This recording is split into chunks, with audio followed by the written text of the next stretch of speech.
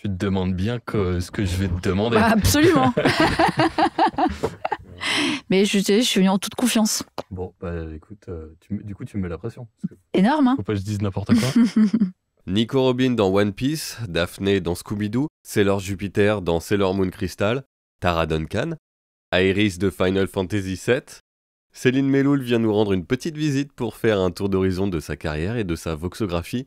De son parcours du sud vers le nord, elle a accepté de lever le rideau sur sa discrétion le temps d'un échange. Alors profitons-en. Alors, tu vas nous chanter la Marseillaise. Pourquoi pas? Avec l'accent ou pas?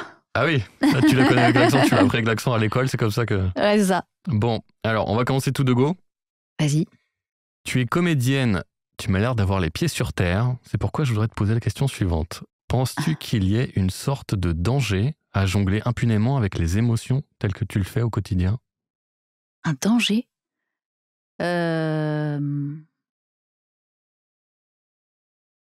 Non. C'est un... Non. c'est un bien grand mot, danger. Ouais. Mais tu vois ce que je veux dire? C'est-à-dire que... Se mettre en... C'est-à-dire que ça peut remuer des choses en toi, ou ça peut... Tu vois? Bah, pas dans le cadre Du travail, toi, tu isoles? T'arrives à Ouais. isoler? Au contraire, je pense que c'est le meilleur endroit pour... Exorciser les choses? Oui, où les émotions sont justement pas un danger du tout. C'est juste c'est un énorme appui, quoi. Hmm. Tu vois, c'est une sorte de... Non, dans la vie, c'est plus compliqué, mais dans le cadre de mon métier, pas du tout. Au contraire, c'est une sorte de richesse inépuisable, quoi. Alors, chacun a sa petite technique, mais toi, jamais tu vas puiser dans tes propres expériences pour aller jouer une scène ou un truc ou... Consciemment, je veux dire. Oui, si. Si, ça t'arrive? Si, oui, même pas tout le temps, mais souvent. Mais j'ai l'impression d'avoir de moins en moins à le faire. De moins en moins. De moins en moins. De moins en moins. en moins. De moins en moins. Ouais, Bon, je suis dit comme ça. dans le sud-ouest. Qu'il y a quelque chose, pas d'automatique, mais que je sais un peu plus avec l'expérience sur quel bouton faut appuyer pour la trouver. Ah, ok. Donc j'ai de moins en moins à faire appel, mais plus jeune, oui, c'est vrai que j'allais vraiment chercher des trucs T'avais ce très réflexe? personnels. Ouais. Et plus ça va, parfois j'y fais encore appel, et plus, non, il y a des sortes de... La technique qui arrive toute seule? Je sais pas si c'est une question de technique, mais je sais là où il faut aller chercher, d'instinct, quoi. Il y a quelque chose de plus instinctif. Ah, marrant. Ouais. J'aurais pensé que l'instinct, il arrive au début de la carrière, et puis au fur et à mesure, c'est la technique qui... Non, curieusement, je suis assez d'accord avec toi, c'est vrai que c'est étonnant, mais non, j'ai l'impression qu'au début, tu cherches de la même manière qu'au début, t'es beaucoup dans la composition, et tu cherches beaucoup la composition. Je sais qu'au début, et j'adore toujours ça, hein, j'adore composer, créer des personnages très loin de moi, mais je trouve que plus ça va, moins tu en as besoin. Plus tu arrives à te servir de toi, de ta matière, moins tu as besoin d'aller chercher de composer ou en dehors, quoi. C'est de plus en plus intérieur. Tu te dis que les DA t'ont choisi parce que pour toi ou parce que ou c'est juste toi de toi-même, tu te dis j'ai pas besoin d'aller chercher un truc fou. Non, je pense que c'est un cheminement qui se fait tout seul. Tu vois, comme si c'était une béquille nécessaire au départ, très nécessaire, où tu as besoin de t'appuyer et puis aussi de références, un peu d'imiter, tu vois, de composer quelque chose qui est un peu en dehors de toi. Et je trouve que plus tu mûris dans ton jeu, plus tu vas chercher à l'intérieur et tu sens qu'il y a quelque chose d'instinctif et de naturel qui se met en place. Que tu as moins besoin de truquer et d'aller puiser en dehors, quoi. Tu puises en dedans. D'accord. Et ça, c'est assez chouette d'ailleurs. Bah ouais, t'aurais finalement maîtrisé tellement la technique que tu passes outre. Je sais pas, mais t'as moins besoin de béquilles, quoi, de choses auxquelles te raccrocher. Tu te raccroches plus à ton intériorité, en fait. Ouais, c'est ce que ça veut dire pour moi. Mais... non, mais ça va avec la maturité. Je pense que c'est aussi un... Histoire d'âge, tu crois vraiment? Je dirais de maturité. C'est plus joli, mais de ton parcours aussi en tant qu'individu, en tant qu'être humain. Ton expérience, quoi. Ouais, on va vers ça aussi. Plus d'intériorité, un peu moins de... Ah ouais, ok. Je trouve. Ton côté humain qui naturellement évolue là-dedans. Ouais, je trouve qu'humainement, on s'intériorise plus, dans le parcours qui est peut-être le mien aussi, et qu'on a moins besoin de choses extérieures, de superficialité, d'artifice, d'apparat, que les choses sont plus intérieures. Et c'est ce que j'aime bien d'ailleurs dans la maturité. Ok. C'est peut-être intéressant ça. Alors vas-y, raconte-moi ta genèse. T'es une fille du Sud? Absolument. Absolument. Ouais, totalement. Est-ce que tu as vécu le parfait cliché de la jeune provinciale qui monte à Paris pour réussir dans le monde du spectacle? Alors oui, inévitablement. Voilà. Okay. Inévitablement. Et puis de la jeune provinciale qui débarque à Paris. Avec sa valise.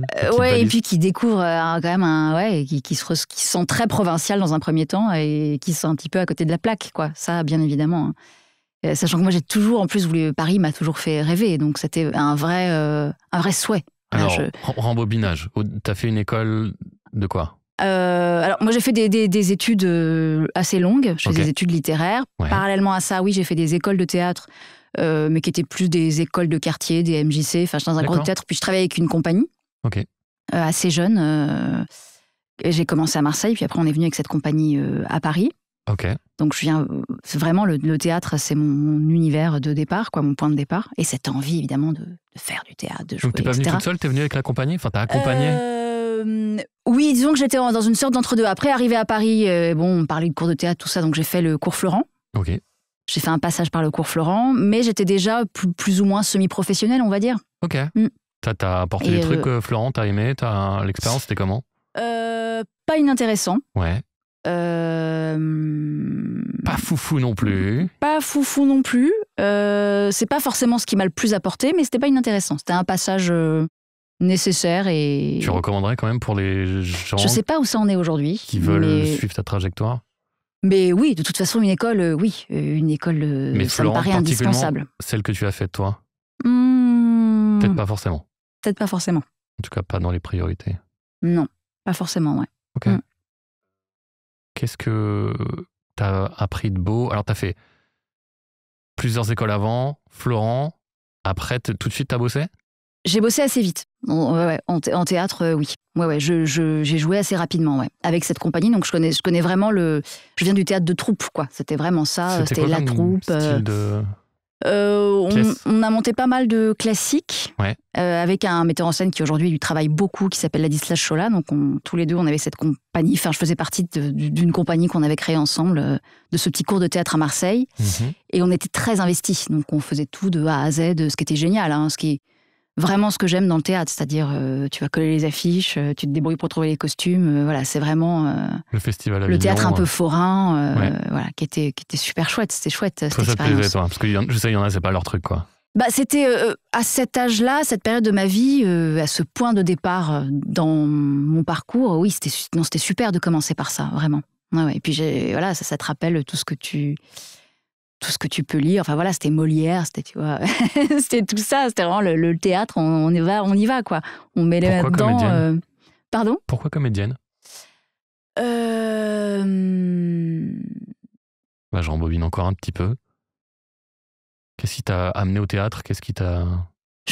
Tu parlais des émotions et je pense qu'il y a vraiment un truc par rapport à ça. Je pense que j'ai senti assez rapidement que j'étais... T'avais un trop plein d'émotions à exprimer ? Que j'étais quelqu'un que j'avais une sensibilité très, très, très forte. Enfin, j'étais hyper émotive, que mes émotions affleuraient très vite depuis petite. Et j'ai découvert le théâtre comme n'importe quel élève de collège en lisant Molière, justement, j'en reviens à lui. Et ça a été une sorte de révélation, le jeu, quoi, que l'émotion puisse être au service du jeu, ça a été, mais évidemment, mais c'est ça, enfin, c'est ça qu'il me faut, c'est ça que je veux faire, quoi. C'est vraiment, je dis, mais oui, bien sûr, voilà, elle est là, la clé, quoi, elle est là, ma solution. Et tu t'es dit, ça va être une thérapie pour moi ou ça va être... Je ne l'ai pas formulé en ce sens, mais c'était quelque chose qui me paraissait... Il y a un endroit... où les émotions peuvent servir à quelque chose, pas être un frein ou un trop-plein ou quelque chose... Avant, tu l'as vécu comme un poids ou un... Enfant, oui, parce que j'étais une enfant plutôt sensible, oui, qui était très émotive, qui pouvait pleurer assez facilement, voilà. Et où est le mal ? Aucun, mais, mais je sentais bien qu'il y avait une sorte de trop-plein, de quelque chose de trop, et que c'était encombrant, alors que ça l'est pas du tout dans ce métier. Au contraire, c'est une vraie richesse. Mais... Ouais, je crois qu'il y a vraiment ça, et je me souviens très bien de ce moment, c'était le malade imaginaire, où j'ai eu ce texte entre les mains, et je me suis dit, waouh, le théâtre, mais oui, bien sûr, mais c'est ça. Ok, donc comédienne naturelle, théâtre, après les cours Florent, comment t'as switché vers le professionnel, pro, pour bosser à plein temps ? Alors j'ai fait du théâtre au début, c'était vraiment, donc j'ai travaillé professionnellement, j'étais payée, en cachet. Voilà. Puis en jouant au théâtre, je me rendais bien compte que c'était compliqué. Je commençais aussi à passer des castings, etc. T'as fait un peu d'image ? J'ai fait un peu d'image, très peu, mais à chaque fois, l'expérience n'était pas forcément super agréable. D'accord. L'image, c'est pas un truc... c'est un truc que j'ai toujours trouvé compliqué. Et notamment pour une femme, je trouve que l'image, c'est très compliqué. D'accord. C'est compliqué d'être réduite à son apparence, ce qui est beaucoup le cas dans un premier temps. T'aurais voulu faire des rôles qu'on ne te proposait pas, par exemple ? C'est ça, J'étais pas à l'aise avec cette... avec l'image. L'image. Et puis, on est beaucoup réduite en tant que jeune femme à une sorte d'image un peu jolie. Ou je ne sais, j'étais vraiment pas à l'aise avec ça. Avec Sois belle et voilà. Ouais. Il y a quelque chose avec lequel j'étais pas à l'aise. Et j'avais l'impression que l'investissement au théâtre était autre, qu'on était moins réduite. Effectivement, la composition permettait d'aller chercher plein de choses différentes. Moins réduite à cette image, et puis le rapport intime à la caméra qui peut parfois être un peu intimidant, où il y avait quelque chose de pas naturel pour moi en tout cas. Ok. Et c'est en jouant au théâtre que j'ai rencontré, qu'une personne est venue me voir et qui m'a dit « Mais tu fais c'est un peu dur le théâtre ». Oui, c'est un peu dur le théâtre, effectivement. T'arrives en vie, oui, ça va, bon, un peu compliqué, mais qui me dit « Tu fais pas de doublage ?» Je dis « Non. » Et même, à la limite, c'est quoi le doublage ? Ouais, toi aussi, tu fais partie de la team. Oui, doublage, quoi. Et elle me dit faut que tu viennes voir en studio. Donc voilà, T'as été assistée ? Je suis allée assister. À l'époque, ça se faisait beaucoup. Et là, pareil, une sorte de deuxième révélation, un truc. Ok, ça t'a parlé tout de suite ? Tout de suite, parce que j'étais beaucoup dans ma télé, enfant et adolescent. Donc il y avait un côté waouh, d'un coup, j'étais un peu de l'autre côté, qui était assez chouette, quoi. Et là, pour le coup, tu vois, contrairement à la caméra, le côté très un peu planqué du studio, tu vois, très, très calfeutré, ça m'a tout de suite interpellée. Je me dis, c'est quand même sympa de pouvoir en même temps jouer et puis n'avoir qu'un seul vecteur qui est celui de la voix, de pas être justement enfermé dans ton image. Et je me suis rendu compte de toutes les possibilités que ça offrait, quoi. Et ça aussi, ça a été révélation. Je dis, ça c'est chouette, ça me plaît bien. Ok, c'est ce côté... alors c'est bizarre que comédien, c'est quand même un métier de lumière. Totalement. Et toi, t'es plus attiré par l'ombre. Et totalement, ouais. T'as réussi il doit y avoir un truc un peu psychanalytique. Hein, ça t'a causé des problèmes, tu penses, de cette antinomie ? Ouais, c'est une espèce de paradoxe, on va dire. Ouais. Oui, ça me pose encore des problèmes, parce qu'effectivement, j'apprécie... Évidemment, je suis totalement comédienne, mais en même temps, j'apprécie vraiment cette ombre que qu'offre le métier du doublage, totalement. T'as fait des conventions, des choses comme ça pour les rôles que t'as fait ? Très peu. Ouais. Mais tu vois, à chaque fois, alors que je trouve ça chouette, en fait, sur le moment, je trouve ça très chouette. Et puis, j'ai pas non plus, je trouve ça super de rencontrer les gens, j'ai pas de difficulté à parler avec les gens. Mais il y a. Quand on te le propose, t'as quand même un. Oui, je suis assez partante. J'ai ce côté partant et puis très sociable qui fait que ça me déplaît pas. Puis c'est très. C'est chouette en plus d'avoir cette reconnaissance à laquelle on est renvoyé. Mais c'est vrai que en tant que comédienne, j'aime bien cette intimité, ce côté ce côté discret qui correspond sans doute à un aspect de ma personnalité, mais voilà, de faire son métier, mais sans être trop exposé. Il y a quelque chose aussi de rassurant. C'est vrai que t'es très discrète. Ouais, je sais. Et c'est quelque chose que m'avait dit un vieil acteur que j'avais rencontré assez jeune. Il a commencé sur un plateau. Ouais. Et qui m'avait dit, donc j'étais là, j'assistais, j'étais assez patiente, assez discrète. Et qui m'a dit, c'est bien, tu es discrète, c'est une qualité très rare chez une comédienne. Ok, c'est super, mais ça va aussi de jouer des tours. Et il avait parfaitement raison. Je crois qu'évidemment, il avait parfaitement raison. C'est super. Et j'aime bien exister comme ça aussi, avoir ce truc, oui, je suis là, mais attention, je suis pas trop là. Mais ça te joue des tours, parce qu'effectivement, un acteur, c'est fait pour être dans la lumière, c'est fait pour se montrer, pour s'exhiber. Et moi, j'ai ce côté-là qui, effectivement, qui recherche toujours un peu l'ombre, un peu la planque, un peu le truc un peu par en dessous. Quand j'ai commencé en disant que tu avais, pour moi, les pieds sur terre, en tout cas, c'est ce que tu renvoies, ça fait partie de ça, je trouve. C'est quand tu arrives, tu te mets pas en avant, t'es pas en train de te vendre, parce que certains le font. Et c'est vrai. T'es souvent près des murs, mais...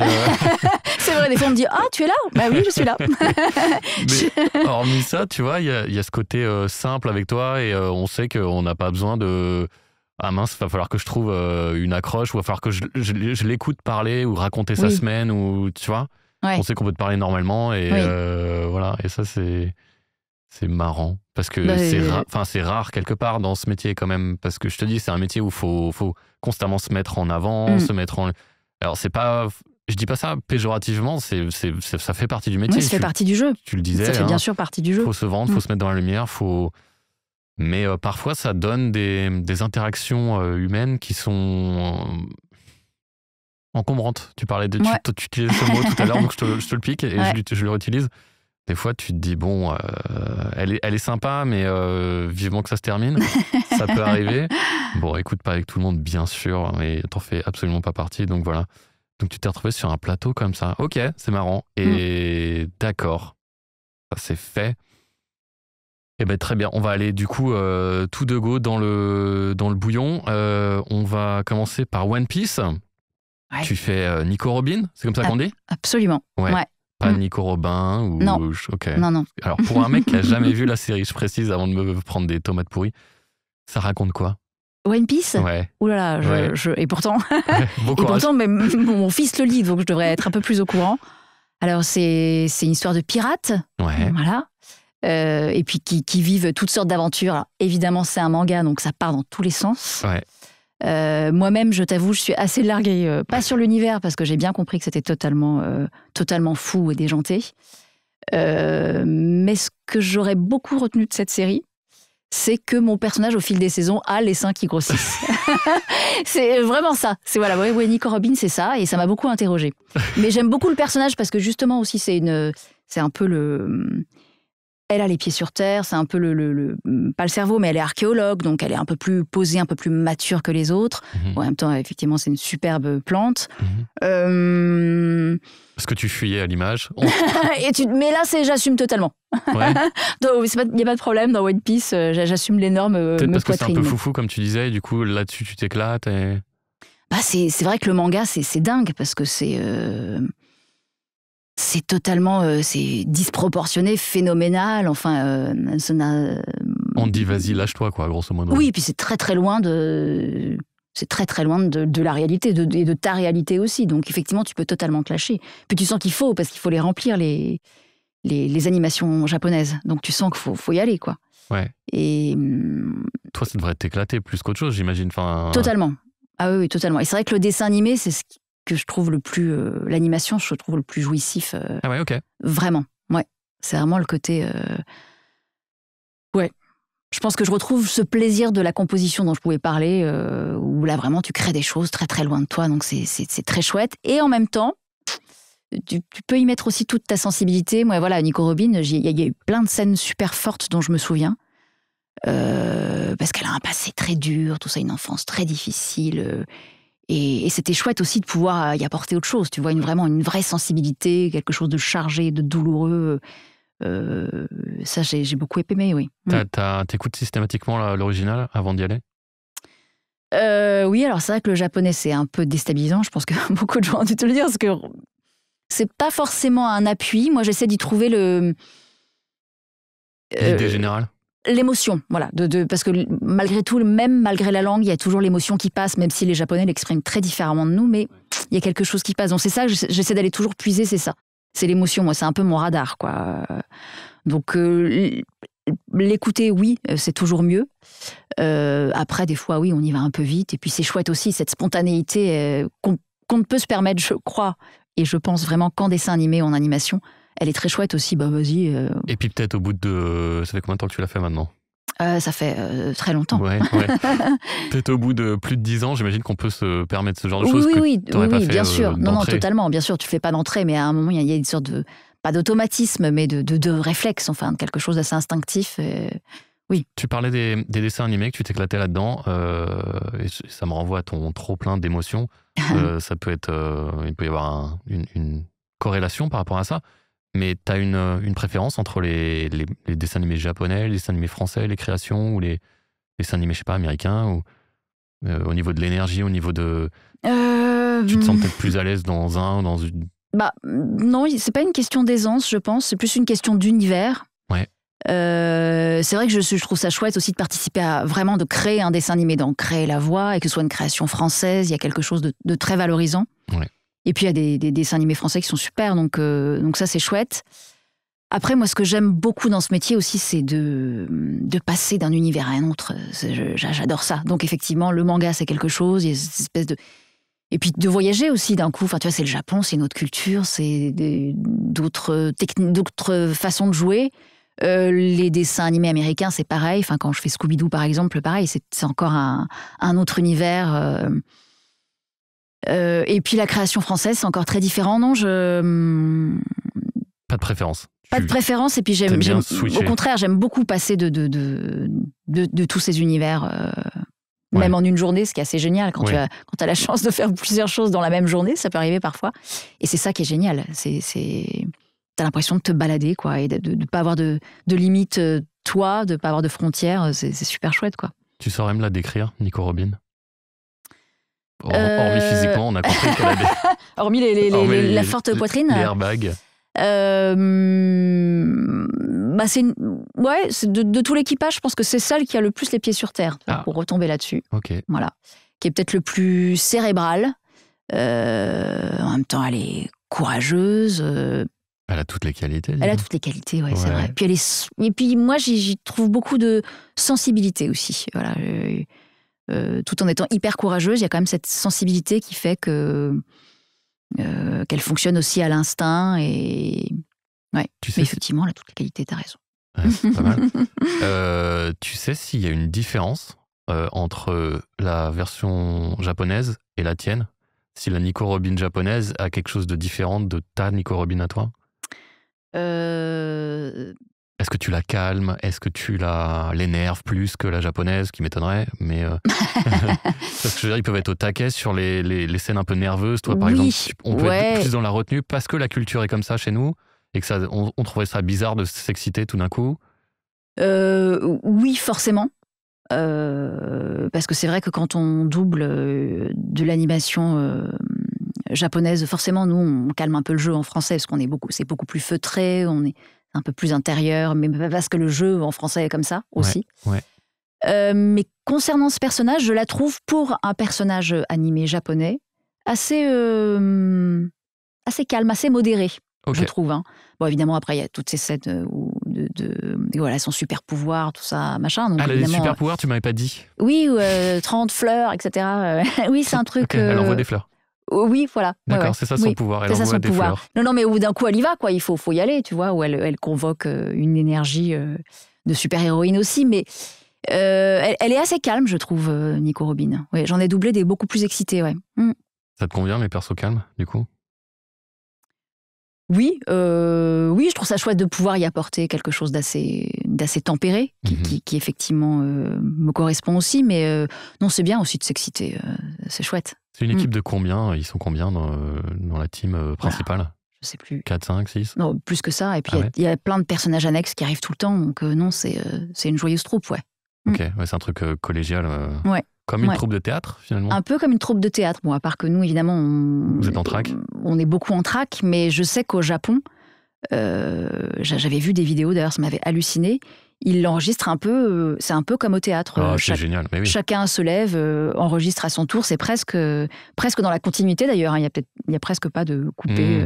Parce qu'on faisait nous dans les années 80. Peut-être. Ouais. Oui, peut-être que ça y ressemble. Mais c'est vrai que c'est... Quand je dis nous, pas toi et moi, bien sûr. Non, bien sûr, parce qu'on était très très loin de tout ça dans les années 80. Mais... non, oui, il y a quelque chose effectivement d'assez proche du théâtre, dans la façon dont eux le pratiquent. Qu'est-ce qui fait le succès phénoménal de la série, d'après toi? Parce que moi, je ne l'ai pas vu, mais je suis quand même un des rares sur Terre. Et tu ne l'as pas lu non plus? Je ne l'ai pas lu non plus, voilà. Non. Je sais pas, j'ai l'impression que c'est surtout les livres. Je pense que c'est le fait que ce soit une sorte de... Déjà que ce soit sans fin. C'est un peu les feux de l'amour de l'animation. Il y a des épisodes à n'en plus finir. Ouais. Et je crois que les bouquins, apparemment, marquent énormément les jeunes lecteurs. Et que la série animée a l'air d'être à la hauteur de l'univers des livres. Donc, le support papier qui plaît? Oui, je pense. Et puis le fait que ce soit comme ça, qu'il y a un nombre de livres sans fin et que les épisodes suivent le mouvement, tu vois, je pense que c'est presque quasi éternel. C'est le côté feuilleton qui accroche. Ouais, le feuilleton, je pense, et puis de savoir que ça va continuer, quoi. C'est un peu sans fin, donc... Au-delà de ça, j'ai un peu l'impression que c'est ça. Un petit peu la forme. pense qu'il y a quelque chose de plus. Il ne peut que y avoir quelque chose de plus. Oui, non, c'est sûr. L'univers est totalement déjanté, effectivement. C'est-à-dire que là aussi. L'imagination, tu penses, c'est ça? Oui. De l'auteur? Ouais. Okay. Ouais, c'est totalement imprévisible. Ah ouais, c'est pas mal ça. J'aime bien ça. Non, mais on a l'impression qu'il n'y a aucune limite, quoi. C'est totalement absurde, ça part dans tous les sens. Ça se permet tout. Ok, je vois. Et du coup, ça se renouvelle en permanence. Je pense que ça ne s'épuise jamais. Il y a une telle liberté que c'est inépuisable, en fait. C'est le mot que j'avais en tête. Donc c'est ça. Je pense que c'est cette sensation de liberté, en tout cas de liberté de la plume, et du coup qui amène chez le lecteur une sensation de il peut arriver n'importe quoi. Exactement. Et du coup, je les suis avec plaisir parce que j'ai envie de participer à ce voyage. Totalement. Et d'aller presque au bout de ce n'importe quoi. Parce qu'on se dit ça ne s'arrêtera jamais, quoi. Même au niveau du délire. Donc, je pense qu'il y a beaucoup de ça. C'est une série que tu recommanderais? Oui, franchement, volontiers. Alors moi non plus, j'ai pas regardé tous les épisodes, mais oui, je trouve que rien que pour l'univers, c'est vrai que c'est dingue, quoi. C'est dément. Ton fils est Maboul. Totalement dément. Il est Maboul de One Piece. Il a commencé à attaquer, là, il en est au tout début, hein, mais j'ai pas forcément poussé, mais je sais que c'est un incontournable, mais c'est vrai que cet univers, je comprends que cet univers puisse fasciner et attirer, ouais. Et puis avec l'adaptation récente de Netflix, en plus, je trouve ça a dû renouveler aussi l'intérêt de peut-être pas mal de gens ont dû découvrir alors qu'ils connaissaient pas. Oui, je pense qu'une nouvelle génération de gens qui peut-être ignoraient, mais je pense qu'ils sont pas nombreux, totalement manga, l'ont découvert à ce moment-là, ouais, peut-être. Bon, écoute, c'est parfait. Alors du coup, on va passer à une autre série. En 2010, tu fais Tara Duncan dans Tara Duncan. Ah oui, c'est vrai. C'est quoi l'histoire et qui est Tara Duncan? Oh là là, alors Tara Duncan, c'est un peu une jeune sorcière, c'est un peu une version féminine d'un Harry Potter à la française. Ok. Donc c'était carrément ça. Parce que tu me dis sorcière, moi je vais tout de suite à ma sorcière bien aimée, mais du coup c'est non, pas ça. On est plus du côté Harry Potter, ouais. On est plus du côté Harry Potter que ma sorcière bien aimée. Ah mais oui, il y a une. Faut que j'update mes références. Effectivement, c'est dans l'univers de la sorcellerie, ouais. Et là aussi, jeune héroïne très dynamique. Ça a duré qu'un an? Enfin, il n'y a eu qu'une saison? Je me souviens plus, non? Je dirais qu'il y a quand même eu 2 saisons, je crois. Parce que, tu vois, j'ai lu en 2010, mais... Non, je crois qu'il y a quand même eu 2 saisons, ouais. Je dis ça, je dirais ça de mémoire, mais je suis sûre. Une romancière, ou enfin en tout cas une écrivaine française, totalement, qui a écrit la série. Ouais, un peu dans le même délire que J.K. Rowling. Ah, bien sûr. Voilà, et je crois que ça a assez bien marché, en fait, une sorte de version française, alors évidemment, petit niveau français, mais oui, il y a tout effectivement, un fan club à qui ça s'adresse derrière cet univers. Je dirais un lectorat entre 8-12 ans, cette tranche d'âge-là, ouais. Principalement. Après, je sais pas, peut-être que ça va au-delà. Ouais. Oui, c'est assez féminin, c'est un peu plus féminin peut-être que d'autres univers, mais peut-être que ça va au-delà aussi. Il y a peut-être des lecteurs un peu plus adultes qui ont été sensibles à l'univère, ouais. Est-ce qu'elle envoie des fleurs comme Nico Robin alors? Pas du tout. Non. Non, il y a d'autres sorts, mais non, elle a d'autres pouvoirs, ouais. Ok. Ouais, non, je connaissais pas du tout Tara Duncan. Enfin, je connaissais 2 noms. Il y a notamment un générique qui tourne et qui est assez connu. Mais ouais, ok. C'est une série que tu as fait donc sur 2 ans, tu dirais? Dans mon souvenir, oui. Oui, j'ai... Assez vite, alors vous avez fait ça groupé parce que t'as pas un grand souvenir. Effectivement, non, c'était assez condensé, ouais. Ouais, je dirais sur 2 ans, ouais. Ok, tu saurais pas me dire le nombre d'épisodes? Oh, pas du tout. Ok. Non. Un chiffre entre 1 et 4000. 70. Ok, bon écoute, des gens peut-être nous le diront dans les commentaires. Bon bah merci Tara Duncan, voilà. C'était bien quand même, enfin c'était fun à faire. Ouais, c'était chouette, c'est chouette. Bon souvenir? Non, j'en ai un super souvenir, ouais. Okay. Ouais. C'était une équipe ou t'étais toute seule? Non, c'était une équipe, c'était à l'époque, on était encore un peu nombreux à la barre. Donc c'était un peu le dessin animé enregistré, ouais, dans les règles de l'art, ouais. C'est bien, c'est bien. Et c'était chouette. Faut faire ça, je recommande. Bon, tu l'as évoqué, tu fais aussi Daphné dans Scooby-Doo. Absolument. Il me semble avoir connu la série dans l'émission de Luc Hamet, Hanna-Barbera Ding Dong. Tu te rappelles de ce truc? Non, je suis beaucoup trop jeune pour m'en souvenir. En 1968, des associations de parents ont commencé à protester contre ce qu'elles percevaient comme une violence excessive dans les dessins animés du samedi matin. La plupart de ces émissions étaient des dessins animés d'Hanna-Barbera et pratiquement tous ont été annulés en 1969 en raison de la pression. Les membres de ces groupes de parents ont servi de conseillers à Hanna-Barbera et à d'autres studios d'animation pour s'assurer que les nouveaux programmes seraient sans danger pour les enfants. Ainsi est né Scooby-Doo. Et toi, tu connaissais la série avant de travailler dessus ? Évidemment. Ah, quand même. Oui, je l'ai même. T'es quand même super jeune, mais... super jeune, mais je l'ai quand même regardé à la télévision, ce qui est assez dingue. Okay. Et quand on m'a appelé, alors moi j'ai remplacé, parce que alors, déjà, quand moi je le regardais à la télévision, donc c'était pas moi, oui. Et c'était Claudie Chantal qui est... Génial, on en a parlé avec sur une Dragon voix Ball. Oui, effectivement, très particulière, qui elle-même a été remplacée par Joël Guigui ensuite. Oui, d'accord. Et moi, je suis arrivée après Joël Guigui, que j'ai remplacé aussi. Mais quand on m'a appelée effectivement pour Daphné, c'était dingue, parce que d'un coup, je me retrouvais dans le dessin animé de mon enfance, quoi. Donc c'était super. Et je trouvais qu'il y avait vraiment une filiation, parce que moi, cette voix de Claudie Chantal, c'est vraiment... Une référence ? Je dis pas que c'est une voix de référence, mais je pense que quand je m'amusais, parce qu'enfant, je me suis beaucoup amusée à faire des voix. Okay. Ça ne vient pas de nulle part non plus, mais j'ai passé beaucoup de temps à m'enregistrer... sur un magnétophone, carrément. Okay. Ouais, c'est pour ça que quand j'ai vraiment débarqué en studio, il y a eu aussi une évidence, parce que la voix enregistrée, c'était un truc qui me... Puis t'avais déjà une bande démo. Oui, c'est ça. Toute prête. Non, mais c'est un truc qui me faisait délirer. Je trouvais ça génial de s'enregistrer, de faire des voix, de faire plein de personnages différents. Donc évidemment, c'était avec des cassettes. Bien sûr, les voilà. cassettes C'était audio. très artisanal, mais oui, je pouvais m'enregistrer des heures et des heures. Et j'enregistrais aussi mes leçons, mes cours d'école. C'est vraiment comme ça que j'apprenais. Ah ouais. J'enregistrais mes leçons. Donc après, je délirais un peu autour de tout ça. Je pouvais même faire des intervenants, des fausses émissions radio. J'adorais ça. Toi aussi, t'as fait ça. Bah oui, j'ai embarqué aussi des copines, des cousines. Viens, on fait un truc. Évidemment. Voilà. Mais donc et ça faisait partie, ces voix-là faisaient partie un peu de mes voix références, quoi. Bah, Pour moi, c'était un peu une voix de dessin animé familière. Et quand je m'imaginais inventer des voix, j'imitais un peu ce genre de voix, tu vois. Marrant. Et je te parlais justement de l'imitation. Je pense qu'au départ, on imite un peu... en tout cas, on a des références. T'as voilà. eu ce réflexe ou cette envie d'imiter D'imiter. Claudie Alors, Chantal sur Daphné ? je me suis dit, imiter, c'est idiot, bien sûr. Mais, et Joël était aussi dans cette ligne-là. Mais en tout cas, être dans la continuité. Voilà, en me disant déjà que je leur devais ça, puisqu'elles étaient là avant moi. Et d'être dans la continuité, effectivement, de cette espèce de tradition. Puis un peu ce phrasé un peu années 70 que j'aime bien, très élégant de Daphné. T'as été jusqu'à écouter ou revoir des épisodes avant d'attaquer ? Oui, j'ai écouté ce que Claudie et puis Joël avaient fait. Ouais. Et puis c'était quand même familier à mon oreille, puisque moi je l'avais aussi regardé à la télévision. Donc c'était et je me suis inspirée de ce que ça m'évoquait. Voilà, encore une fois, à l'instinct, quoi, instinctivement.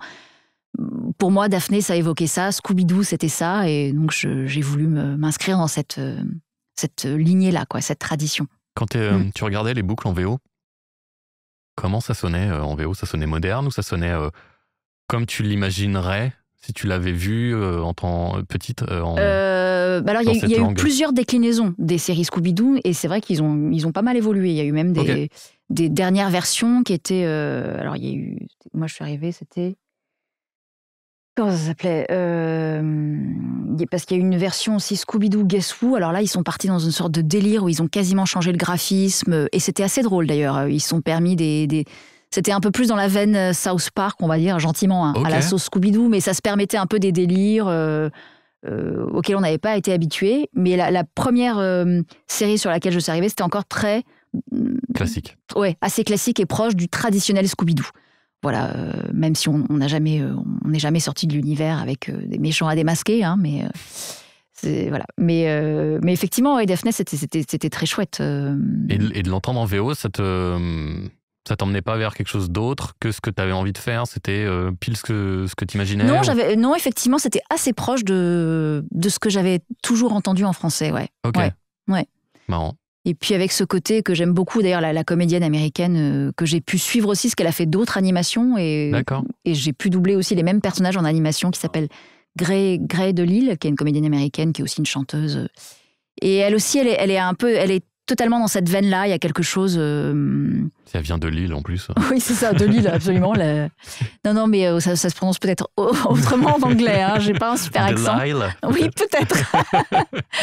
mais non, c'était tout à fait cohérent avec avec ce que moi me renvoyait ce personnage et ce que j'avais pu entendre enfant. Rassure-moi, c'est pas la même comédienne en VO non plus depuis. Non, je crois qu'il y a que Scooby-Doo qui est quasiment là depuis les origines. Wow. Ouais. Ah ouais, Papy Scooby quoi. Ouais, c'est marrant. ça. C'est drôle. Tu veux bien nous pitcher la série, viteuf? Enfin, en tout cas, l'idée pour des gens qui connaîtraient pas ou de loin seulement Scooby-Doo. Scooby-Doo? Ouais. Voilà, alors c'est une bande d'ados. Ouais. En même temps, je me dis qui ne connaît pas Scooby-Doo, hein, mais Je me dis, une vas-y. bande d'ados qui est un peu passionnée de mystère, on va dire, et qui donc va être réceptif au moindre phénomène un peu paranormal pour mener sa propre enquête. Et le groupe est constitué de personnalités suffisamment différentes pour qu'à chaque fois, ils arrivent à élucider les mystères qui, finalement, ne sont pas des phénomènes paranormaux. Et souvent, c'est un malfrat caché sous un masque qui va être démasqué à la fin de l'épisode. Le colonel Moutarde dans le... Un petit peu ça. C'est ça. Tu nous rappelles tes comparses, qui c'était? Les comédiens qui oui, bien sûr, ils font partie de ce gang, c'est comme ça qu'on s'appelle. Vera, Samy, Fred, Scooby. Vera, Samy Scooby, Eric Missoff, Caroline Pascal et Mathias Koslowski, voilà, avec qui effectivement on a toujours plaisir à se retrouver. Donc Fred, Mathias, Daphné, toi, Vera, Caro et Samy et Scooby, Eric Missoff. Eric Missoff, absolument. Je fais les deux, ok. Donc, je vais te poser un petit quiz. Ouais. Enfin, je vais te proposer un petit quiz. Okay. Le premier, c'est fait, c'était les noms. En deuxième, quelle est la race du chien? Scooby-Doo. Ah bah pour moi, Scooby-Doo, c'est un Scooby-Doo. Il n'a pas de race, c'est Scooby-Doo. Les machins là avec lesquels tu joues en caoutchouc. Voilà, c'est ça. Eh ben, perdu, c'est donc un grand Danois. Ah oui, effectivement. Ah bah. Et d'ailleurs, ils le disent très souvent dans la série. En plus, donc t'as même pas d'excuses. Donc j'ai même pas d'excuses. Ok. Quel est le nom du groupe? Ah bah, du groupe? Ouais, ils ont un nom, je savais même pas ça, tu vois, je l'ai appris, ouais. Alors moi, je connais le nom de leur voiture, c'est la Mystery Machine. Eh ben, c'est pas loin. Mystery Group. Mystery Inc. Mystère associé. Ah mais oui, Mystère associé, d'accord, oui, Scooby-Doo, Mystère associé, ok. Non, ok, autant pour moi. Bon bah voilà, d'accord, Mystère associé. En plus, t'as répondu à Effectivement. Quel est le nom du van? Ouais, ça je sais. Voilà, Mystery Machine, bien joué. Combien de temps dure un épisode? 24? 28? 40? Parfois, on a un peu cette sensation quand l'enquête est un peu longue. C'est des épisodes à rallonge. Oui, et puis il y a des téléfilms aussi. Donc, oui, c'est vrai. Mais les épisodes de dessin animé, ils font quoi? Ils font pas 20 minutes? Non, ils font 20 minutes, oui. Ouais, c'est ça. Ouais, c'est des. Tu me rassures. Épisode extensionniste. Extensible. En combien de temps est-ce que vous enregistrez un épisode? Déjà, on enregistre rarement un épisode tout seul. Il y a plusieurs épisodes. Je dirais en moyenne, on a pu faire 3 épisodes dans une journée. Donc à la fin de la journée. Une demi-journée? Une journée? Ouais, une journée. Quand même une journée. Donc une heure de temps de programme en une journée. C'est ça. Yes. Ouais, bon écoute, calcul. Ça donne un bon... Ouais, t'as vu? 20 x 3. J'ai encore des petits restes. Bon, bah c'était pas mal sur ce quiz. T'as juste séché. Ouais, j'ai juste séché, ça ouais. craint quand même. Non, juste sur le chien, ça va. Bon, ça va. T'as pas de chien peut-être? Ça craint un peu. Ça craint du boudin. T'as pas de chien? Non, voilà, c'est pour ça. C'est pour ça. Complètement. Ouais. Si t'avais un chat, c'est le premier truc que t'aurais su. Bon, écoute.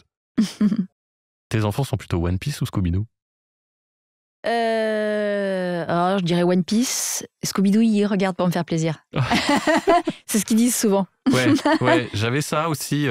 Ma mère, elle voulait que je regarde, tu sais, Astro Boy, ça te parle? Ah ouais, totalement. Astro, le petit robot, des choses comme ça. Des choses un peu innocentes. Et moi, je préfère les trucs avec la bagarre. Bah oui. Donc forcément, les mamans, ça les rassure que tu regardes des trucs genre La mystérieuse cité d'or ou Les mondes engloutis, ou tu vois. Et toi, tu fais, bon, je regarde pour faire plaisir à ma mère, mais après, je regarde un truc où il y a de la bagarre. Bah là, en plus, il y a l'excuse de maman, on t'écoute, quoi. Donc, oui. Ça permet de gratter un peu de temps de télé, tu vois. Et Ils sont vraiment, maman t'écoute, ou ils te reconnaissent vraiment, ou ils sont pas... Oui. Non, c'est même ceux qui me reconnaissent le mieux, avant ma mère. Hein. Wow. Ma mère me reconnaît pas. Ouais, elle a beau regarder des téléfilms, mais elle me reconnaît jamais. Ah mince. Mais oui, ils sont assez... oui. Non, marrant, ok. Ouais. Ils ont l'oreille. Ils ont l'oreille. Bon, très bien. On va switcher sur... Sailor Moon. Sailor Moon Crystal, Yes. tu fais Sailor Jupiter apparemment. Absolument. C'est ça, comme ça qu'on dit. On dit pas, je sais pas. Non, avec non, un on dit accent ça. étrange. Sailor Jupiter, ouais. Bon, bah Ouais. top. C'est quoi cette série? Une suite, un reboot par rapport à la série d'il y a 30 ans, tu saurais me dire? Il y a 30 ans que j'ai peut-être pu même regarder, tu vois, un peu. Ouais, un je peu- pense. Oui, je pense que j'ai dû tomber dessus. C'est carrément la cible. Je crois que ça s'inscrit vraiment dans une sorte de continuité. Hein. c'est la même, donc c'est une suite, quoi. Ouais, c'est une sorte de suite, mais très longtemps après, mais c'est très fidèle à l'univers d'origine, ouais. Pourquoi Crystal? Ouais. Je crois que c'est par rapport à son pouvoir, sans doute. Ah, Ouais. Je me rends compte que je fais quand même pas mal de super-héroïnes. Hein. ouais, on a Avec parlé des pas mal. super-pouvoirs. Hein. Ouais, beaucoup de super-héroïnes, Mais des oui, sorcières oui, effectivement. Et des sorcières. Ouais. Mm. qui ont des pouvoirs aussi. Qui ont des pouvoirs aussi. Finalement, Tu vas découvrir que tu as des pouvoirs en rentrant chez toi. Totalement. Ok. Est-ce que peut-être que d'un claquement de doigts, tu vas pouvoir faire le ménage? Et alors là, Ça serait parce que c'est tellement le bien. truc que j'essaie de faire. Pour le moment, je n'ai pas beaucoup de succès. Donc, je suis assez peu familier avec Sailor Moon parce que malgré la longueur suspicieuse de leur jupe, c'était trop girly pour moi, je dois bien avouer. C'est un dessin animé que tu recommanderais? C'est vrai que c'est très girly. Est-ce que je recommanderais Aux filles, alors? Ou aux garçons, je ne sais pas, vu la longueur de la jupe. Non, je pense qu'aux deux. Je pense que chacun y trouverait leur intérêt. voilà. Parce que c'est vrai qu'il y a un côté aussi féminité. En même temps, il y a ce côté super-héroïne et puis cette féminité D'accord. très exacerbée avec des jupes très courtes et des poitrines très Avantageuse. très avantageuses. Donc, ouais. Concurrence, Nico Robin. Totalement. Ok. Bon, Totalement. Bah, d'accord. Ok. C'est qui? C'est leur. C'est quoi? C'est Jupiter, la tienne. Jupiter. Ouais. Comment se démarque des autres, tu saurais me dire? Oh là là, alors Vous je faites sais. ça en track, en groupe? Ça dépend. On a pu faire les deux. Non, mais on est quand même plusieurs. On a pu être plusieurs au micro, ouais. C'est qui Ouais. la team? Alors là, bon, il y a Anouk Aubois, Sailor Moon. Moi, j'ai pu enregistrer plusieurs fois avec Jessica Barrier, mais alors je ne saurais pas te dire laquelle elle fait. J'ai l'impression que de saison en saison, ça se décline. Il y en a de plus en plus. Ah oui. Donc, et puis elles se ressemblent quand même toutes, hein. Même si les couleurs de jupe sont différentes, C'est ça. tu as tendance à les confondre. Même toi, tu peux parfois avoir des doutes sur la tienne. Mais moi, je suis la verte, là, rappelle-moi. Oui, il y a un Donc code elles sont couleur un quand peu, même. il y a un code couleur, heureusement, mais elles sont un peu toutes sur le même format, donc tu as vite fait de les confondre. Ouais. Mm. C'est vrai qu'elles sont hyper grosses. Oui, c'est ça. Oui, C'est comme ça qu'on finalement, à part la couleur des cheveux, des robes, elles sont toutes quand même très Elles ont similaires. toutes des yeux énormes. Et puis, C'est ça. Ouais, C'est ok. ça. On est un Écoute, peu dans le bon vieux cliché de l'héroïne de manga, mais Ouais. c'est très chouette à faire. Ouais, c'est bon encore une enfant, fois. c'est bon délire. C'est bon enfant, et puis pareil, ça a aussi pas bercé mon enfance, je dirais pas jusque-là, mais oui, donc c'est très familier en fait comme univers. Donc c'est très chouette De retrouver ça. de se propulser dedans, quoi, Ouais. tout simplement. Ouais. Ouais. Mm. T'as ce côté fan un peu de temps en temps, où quand t'es sur une œuvre comme Sailor Moon que t'as pu connaître plus tôt, ou Scooby-Doo, te dire d'avoir un détachement, d'avoir un décrochage professionnel en train de te dire ah, c'est cool quand même d'être là et de bosser là-dessus. Ou jamais, t'es ouais, concentré à non, fond. si, je l'ai souvent ressenti dans Scooby-Doo, où vraiment j'avais l'impression d'être. C'est comme si je rentrais dans la télé, quoi. Tu vois, enfant, j'étais devant, et puis d'un coup, je me retrouve dans le dessin animé, ce qui est assez jouissif. En plus, pour la petite anecdote quand même, il faut dire que Daphné, c'était ma préférée. Ah, cool. Bah Ouais, voilà. parce que je Top. l'ai toujours trouvée très jolie. Bah, les C'est canons, quand même ouais. la jolie, voilà, et bon. Et Vera, elle l'est un petit peu moins. Et, Non, et Vera, c'est une fausse moche. Alors, c'est oui, très c'est drôle. vrai que c'est. Non, mais c'est vrai que très souvent, avec Caroline Pascal, on en rigole. Quand on dit, mais vous faites qui déjà? Non, mais elle fait la jolie. Mais c'est vrai qu'enfant, donc je la trouvais, voilà. Et puis j'étais une petite fille assez girly. Ouais, elle est très féminine en tout cas. Elle est très féminine. Et j'avais cette espèce de fantasme. J'aimais bien Scooby-Doo, mais moi, j'aurais bien aimé un dessin animé qu'avec Daphné. Ah, ok. Et d'ailleurs, j'aimerais toujours Tu bien un l'attends, dessin animé tu qu'avec l'attends, Daphné. le Je l'attends. spin-off, à Je quand n'ai toujours pas désespéré, voilà, de ce spin-off qui parlerait de la vie de Daphné. Voilà, 20 minutes, 400 lignes. C'est ça. Pourquoi pas. Mais oui, donc oui, à la fois, tu as quand même conscience, c'est très, très jouissif. Ouais. Il y a un monument, côté, quand même, hein. il y a un peu un petit fantasme d'enfant réalisé qui est très chouette. Ouais. Donc, t'étais plus cartoon à l'américaine, finalement, quand t'étais petite, que Japanimation? Ou un mix des deux? Ouais, non, je pense les deux. Non. Ouais, non, j'ai été vraiment sensibilisée aux deux, quoi. Imprégnée des deux. Comme dans un bon Pokéball, il y a un peu de tout. C'est ça. T'as vu ça? Je sais pas pourquoi je parle de bouffe. Peut-être parce qu'il est 19h et que voilà. Dans Final Fantasy VII, Remake et Rebirth, tu fais Eris. Oui. Vous avez dit Eris? Non, on dit Iris. Iris. Ouais. Ok, ouais. d'accord. Mais Iris en japonais. Oui. Ce qui m'éclate à chaque fois. Mais surtout pour le TH, à chaque fois, c'est toujours une problématique oui, phonétique. Non, à chaque fois, on sait plus. Il y en a qui. Voilà, donc Iris. Iris, vous avez fait, ok. En français, ouais. J'ai reçu Tanguy qui m'a parlé des difficultés de devoir sonoriser le moindre mouvement, puisque ça fait partie de la culture japonaise. Absolument. Et qu'ils ont l'habitude de le faire. Qu'en penses-tu, toi ? Oui, c'est une difficulté.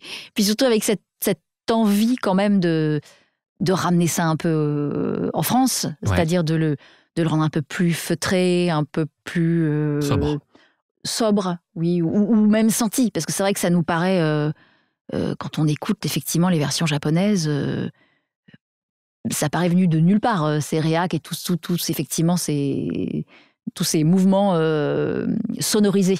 Oui, c'est-à-dire que pas même du tout ça. Le moindre tournage de tête, c'est totalement. Faut le sonoriser, quoi. Totalement. Et on avait quand même pour consigne d'être très fidèle à cet art de faire japonais. Donc on a essayé de le faire du mieux possible, le plus senti possible. Mais c'est vrai que c'était pas évident. Et parfois on a l'impression, j'ai enregistré presque que des boucles de ça, quoi. Où il y avait un petit peu que des réacs. Donc, complètement. Ça te paraît un peu irréel de faire ça, mais ça fait partie du job. Ça fait partie du job et de l'univers.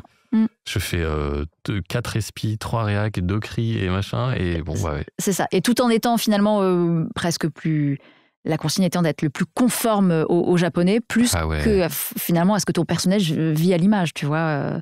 Justement, ça amène ma prochaine question. Comment décrirais-tu ton expérience de bosser avec le binôme Greg, le DA français, et le client japonais en communication pendant que le client japonais, je précise, qui était en communication par genre Skype ou un truc comme ça, pendant les séances d'enregistrement? Est-ce qu'il n'y a pas une dualité entre, je sais pas, Greg qui voudrait plutôt faire quelque chose de sobre et français, de l'adaptation, ce qu'on appelle, et puis le japonais qui veut que vous fassiez vraiment, qui veut entendre la musique japonaise avec les intonations japonaises et les... Je pense que ça a permis de trouver un bon compromis, je dirais. Parce qu'on avait toujours, cette consigne qui venait du Japon, qui était voilà, surtout il faut vraiment respecter l'original, ne vous appropriez pas trop les choses non plus. Et Greg qui était là aussi pour veiller à ce que ça reste naturel et probable en français. Parce qu'évidemment, le jeu français est très différent. Donc, d'avoir les deux sons de cloche, ça a permis un compromis qui tient la route, je crois. D'être à la fois fidèle et puis en même temps français, quoi. Donc, il y a eu une balle au camp en bonne intelligence en se disant, bon, on peut donner une impulsion ou une couleur japonaise, mais en restant, en faisant de l'adapt, quoi, quelque chose de sensé totalement. pour un public français. De faire une vraie version française, mais en étant très fidèle à l'original japonais. Ouais, parce que je sais que ça peut être très piège pour avoir un client japonais un jour en séance derrière moi. Quand il te demande il veut les musiques et les impulsions japonaises sur une phrase française, faut faire un peu de la pédagogie en lui disant que si par exemple tu te mets à dire bonjour comme ça, tu vois, faut lui expliquer que ta réaction est très parlante. C'est-à-dire que non, ça passera pas en français, quoi. Ça va faire marrer les gens, ça va être ridicule et c'est pas possible. Donc qu'on est là pour servir le produit et que faut faire une adaptation. Encore une fois, j'insiste là-dessus, on n'est pas là en train de faire de la traduction, copier-coller. Faut adapter à la culture locale. Donc, totalement. C'est pas toujours évident parce que les Japonais sont pas les plus souples. Ils ont beaucoup de qualités. Je les adore. Oui, c'est vrai. Mais ils peuvent être un peu réticents à...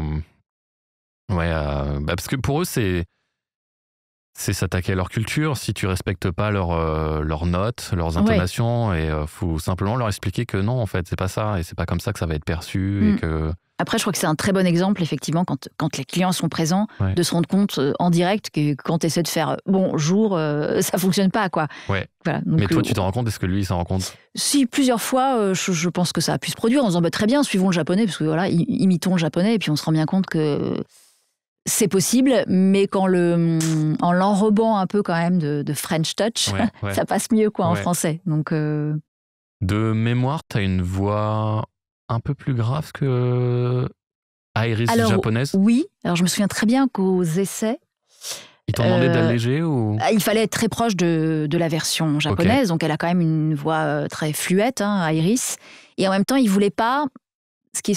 C'est vrai qu'on peut entendre ça parfois sur certains mangas en français, de voix suraiguë, un peu crispante, quoi. Voilà. Donc c'est... Comment t'as fait pour trouver ce... je pense que le fait d'avoir une voix naturellement plus grave, mais en même temps de pouvoir aussi aller dans les aigus, m'a permis de trouver ce juste compromis qui fait qu'elle n'est pas trop pénible. Et j'y ai toujours veillé, parce que c'est très facile de monter dans les aigus et de devenir un petit peu... Enfin, de crisper un peu la voix. Et c'est vrai que c'est saoulant, quoi. Donc j'ai toujours essayé, malgré cette espèce de voix un peu qu'on appelle kawaii, que les Japonais aiment bien. Bien sûr. Qui veut dire mignon. Voilà, cette voix mignonne un peu comme ça, qui flirte avec les aigus, de rester dans quelque chose déjà de ressenti et de feutré et de jamais crispant, quoi. Sinon, d'abord, ça en faisait aussi un peu un personnage totalement neuneux qu'elle n'est pas. C'était une inquiétude que tu avais Qu'elle soit neuneux, qu'elle devienne neuneux, que tu la rendes Oui, en tout cas, j'ai surtout pas voulu en rajouter. Ouais, okay. Au contraire, je me suis dit... alors c'est vrai qu'en japonais, elle a peut-être un côté un peu pour le français qui l'écoute, parce qu'on n'a pas toutes les subtilités. Ce côté qui pourrait paraître un peu juste naïf, un petit peu peut-être neuneux. J'ai évité vraiment de le souligner en français, tout en restant fidèle à ce que voulait, évidemment... à la version japonaise et à ce que voulaient les Japonais, que ce soit vraiment très proche de cette voix, de ce type de voix. Mais j'ai vraiment essayé de l'éviter le plus possible. Je pense qu'elle est super mimi, mais je pense qu'elle est...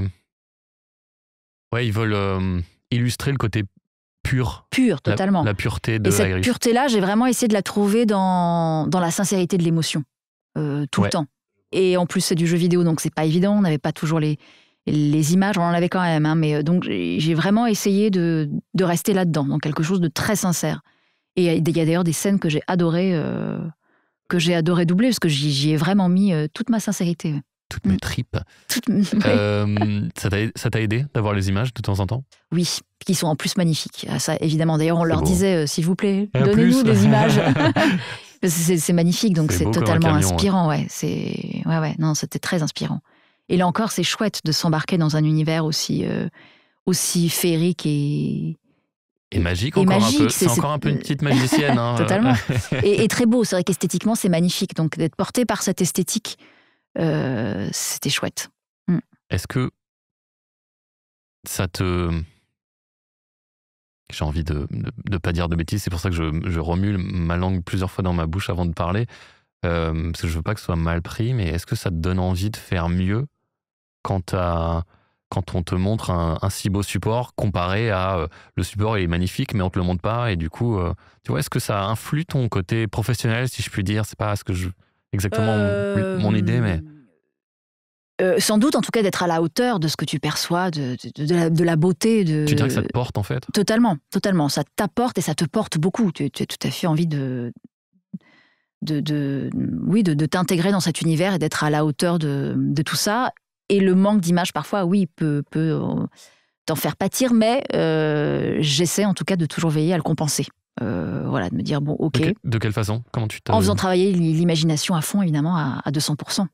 De m'imprégner du maximum d'infos qu'on va me donner, même quand je n'ai pas d'image, même quand j'en ai pas tant que ça, pour ne pas tomber dans se disant, bon, j'ai rien, du coup, je donne le minimum, je fais ce que je peux. Mais non, j'essaie toujours de...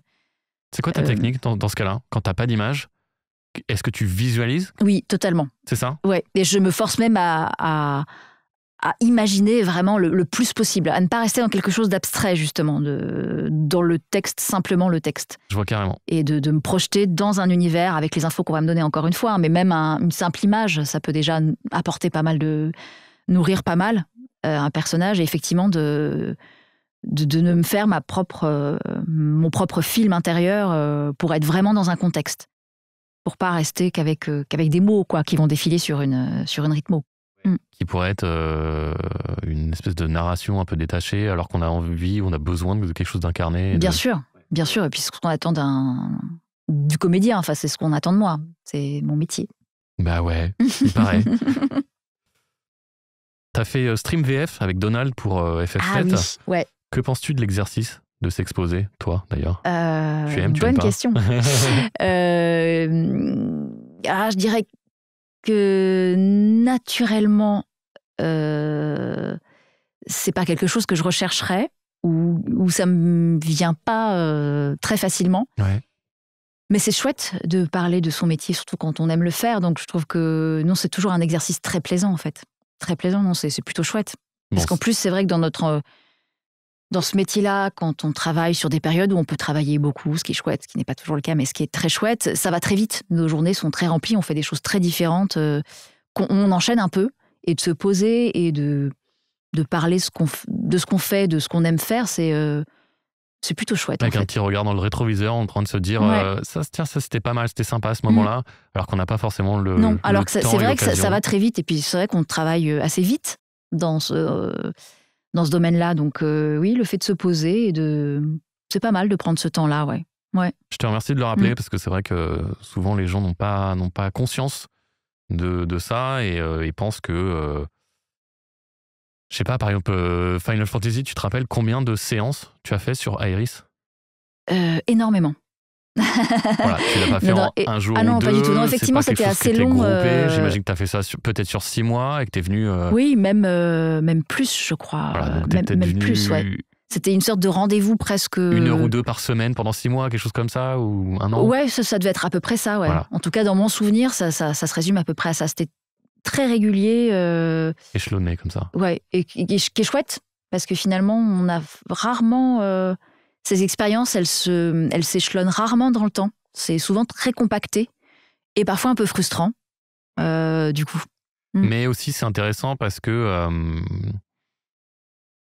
y a une problématique qui se pose dans ces cas-là, c'est comment garder la continuité de ton personnage quand tu le fais sur 1 an et que tu fais 1000 trucs entre-temps, entre 2 séances. Oui, c'est vrai. Non, c'est vrai. Donc c'est intéressant c'est vrai que parfois, d'y répondre. Il faut se remettre dedans, effectivement. Tu penses sur les 2-3 premières répliques, tu cherches encore le perso ou tu recherches à retrouver ton... Ouais, non, c'est vrai. Et puis il y a un truc qui effectivement est piégeant quand, j'allais dire, tu fais de la voix. Parce que il y a une sorte de piège ou de facilité à te dire « Ah ben, faut que je retrouve la voix ». Et en fait, c'est pas ça. Enfin... non, faut que tu retrouves le personnage. Et au début, effectivement, quand tu espaces les séances comme ça longtemps, t'as cette espèce de mauvais réflexe de dire « Ah, il faut que je retrouve la voix. Je prenais quelle voix déjà ?»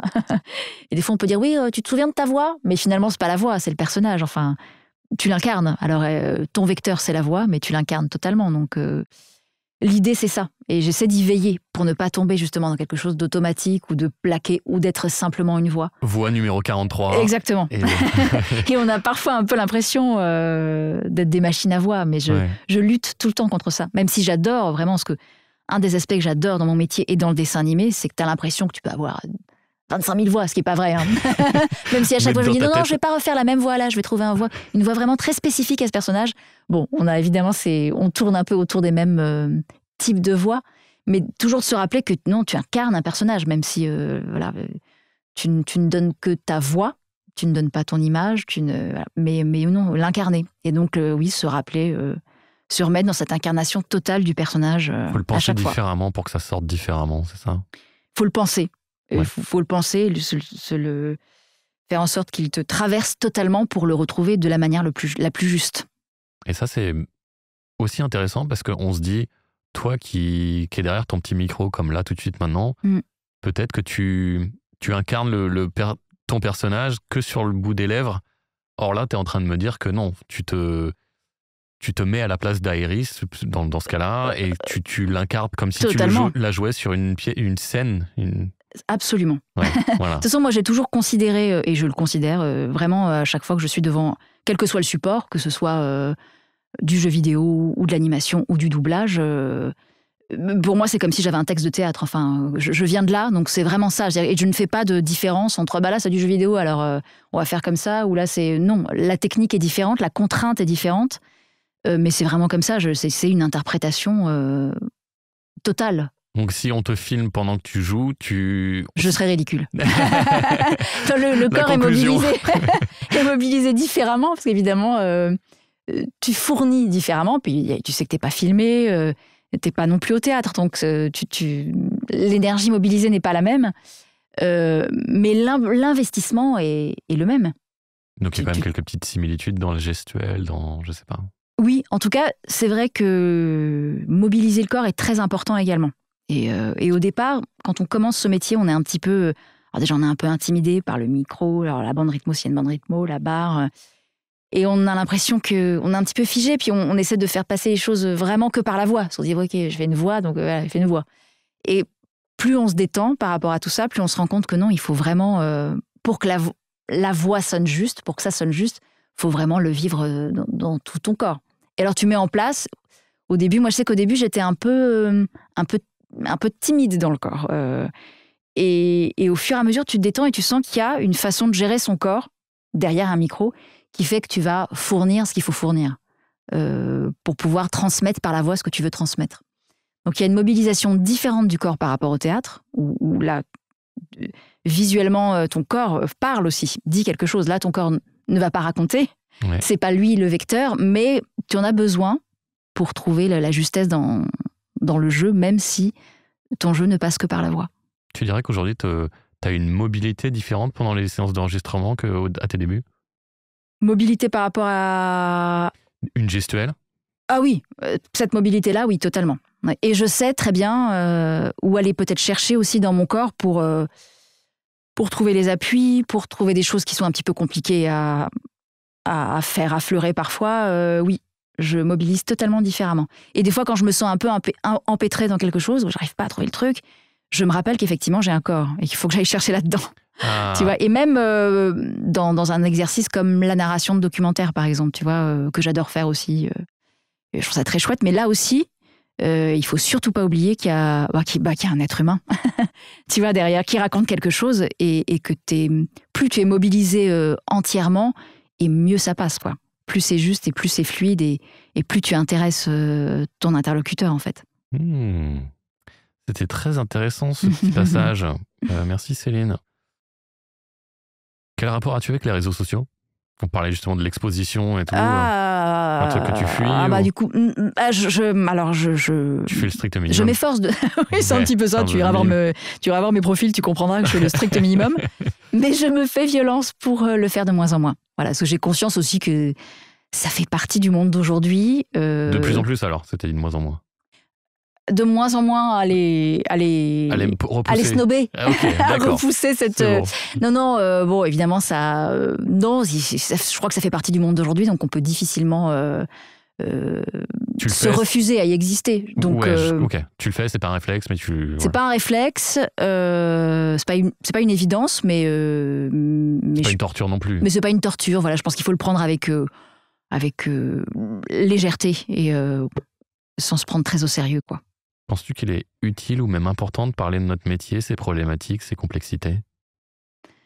Alors, c'est évidemment utile, oui, surtout aujourd'hui, dans le contexte évidemment de l'IA, de rappeler, oui, qu'il y a des êtres humains derrière, c'est primordial. Après, moi, ce que j'aime beaucoup dans ce métier aussi, c'est qu'il y a un petit côté... c'est vrai qu'on en parle de plus en plus, et c'est chouette aussi d'en parler, parce que ça nous met aussi en lumière. Mais j'ai toujours aimé un peu la magie, justement. On ne sait pas trop, enfin, on n'est qu'une voix, quoi. Moi, ça m'a toujours un peu plu. Il y a un côté un peu mystérieux, voilà, quelqu'un caché, un individu caché derrière, quoi. T'as peur qu'on en dise trop? J'ai pas peur qu'on en dise trop, mais j'aurais peut-être peur que ça enlève un peu de magie. Ça casse la magie, voilà. Je comprends, ouais. Toi qui es spécialiste de la magie. C'est ça, moi qui suis une magicienne, oui. Je me rappelle que tu t'étais fait interviewer par le marketing de Bethesda pour The Elder Scrolls Online, qu'on a fait ensemble. Oui, absolument. Penses-tu que ça ait un impact sur les ventes ou la perception du public? Je l'ignore totalement. Ouais. Mais j'ai cru comprendre que le public aimait bien. Enfin, justement, avoir un peu les dessous, découvrir les dessous de tout ça et puis découvrir les personnes derrière les voix. Donc je joue le jeu bien volontiers. Je trouve ça tout à fait... je trouve ça sympa pour nous, quoi, en fait.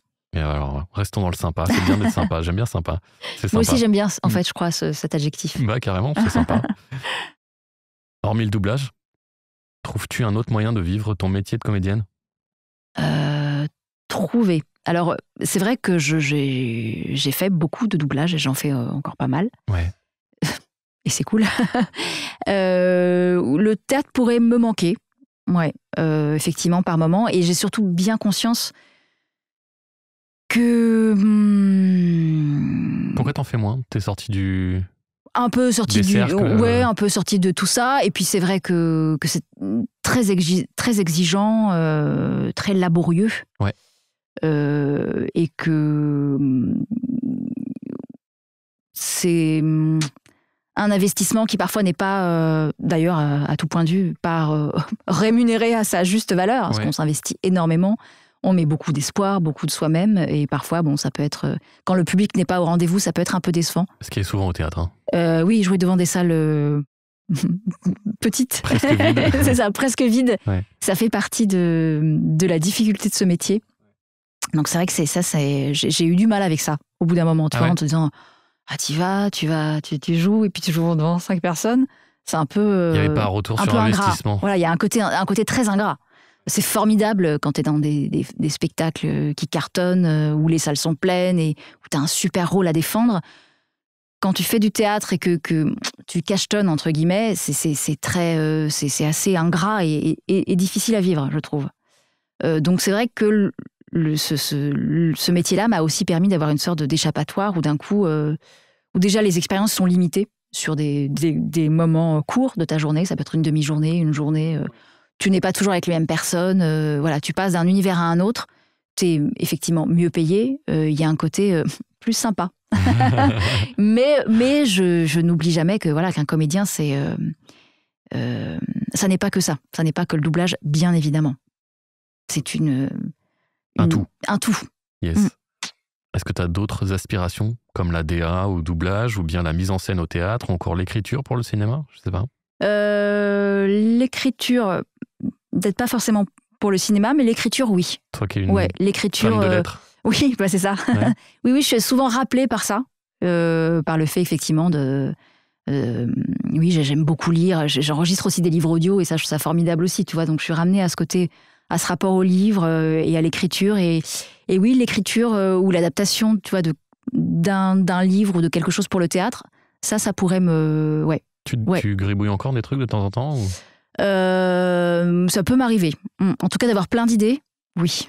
Très fréquemment, ouais. De choses qui me traversent en me disant « Ah, ça, ce serait pas mal au théâtre » et de propos ou de... Pourquoi du conditionnel? Parce que c'est pas pour tout de suite, mais ça viendra. Ok, je te le souhaite. Ce serait sympa. Ouais, ce serait sympa. Est-ce que tu as d'autres talents artistiques? Tu chantes ou tu joues de la musique? Tu peins? Non, alors tu sculptes? Non, je ne sculpte pas, je ne peins pas. Je chante, oui, mais je ne me prétends pas chanteuse. D'accord. Mais oui, on va dire que oui. Ce sera mon autre talent artistique. Le chant, ok. Le chant. Il y a plein de comédiens qui trouvent que c'est aussi thérapeutique, le chant, et que ça les aide aussi dans leur métier de comédien pour trouver leur voix, pour... la rythmique, on parlait ensemble des jeux vidéo. Il y a une histoire de rythmique quand t'as pas d'image et que t'as que le son. Tu te calques sur la rythmique de l'original pour faire ton interprétation derrière et être dans le bon tempo.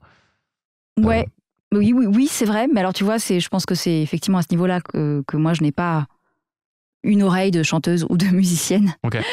Parce que je me rends compte que, bien évidemment, la rythmique, le phrasé, tout ça m'inspire, mais vraiment, moi, ce que je recherche tout le temps, j'essaie de puiser l'émotion. Et parfois, d'ailleurs, tu l'as pas, parce que t'as pas toujours surtout en jeu vidéo, des fois, tu te dis... sur un jeu de guerre, c'est compliqué de trouver l'émotion. C'est compliqué, mais tu te dis, qu'est-ce que ça joue, il se passe quoi, il ressent quoi. Mais c'est vrai que c'est plutôt mon premier réflexe. Moi, je suis plutôt dans l'émotionnel, ouais. Je vois. Que dans la musique. Ok. Qu'est-ce que tu préfères dans ton métier?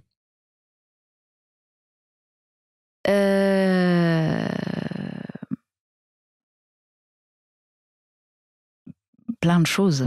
Mais j'aime beaucoup, pour globaliser tout ça... je vois qu'il y a plein d'idées qui défilent. Ouais, là. Mais ce qui me vient en premier, c'est vraiment la variété.